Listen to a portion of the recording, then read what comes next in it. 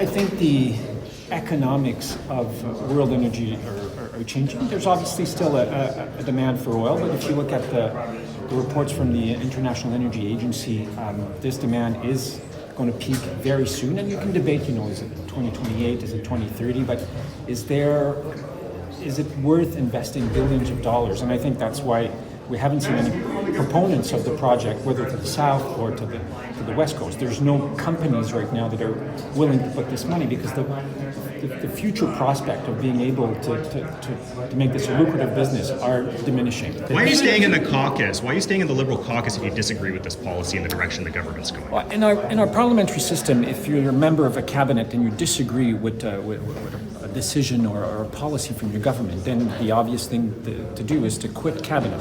That's what I did. But I'm still a member of the Liberal Party, and I still want to contribute to the many causes that I have worked on for many years. Even though they're reversing them all, they're going to build a pipeline and they're going to take down the carbon tax. As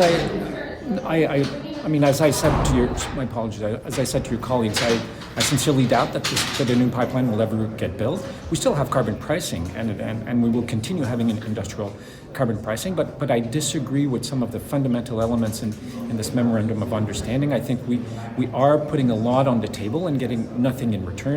This idea that we're somehow winning because Alberta is going to increase its industrial price, they need to do that under the federal system anyway.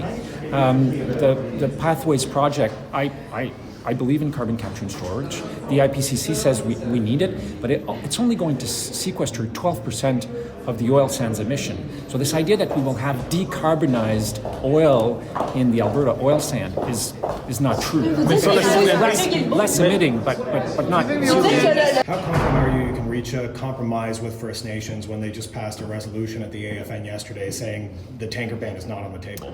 Yeah, well, I'm still quite confident. It is early in this process. I think everybody's shown some willingness to talk here, including various First Nations. And the reality is, you can actually build a pipeline to the west without even addressing the tanker ban. The MOU says, if necessary, we'll review this, but it doesn't say for sure. The MOU starts with the importance of engaging First Nations, for sure. But also, I think we need to be clear that we're talking about different things that sort of ven over each other.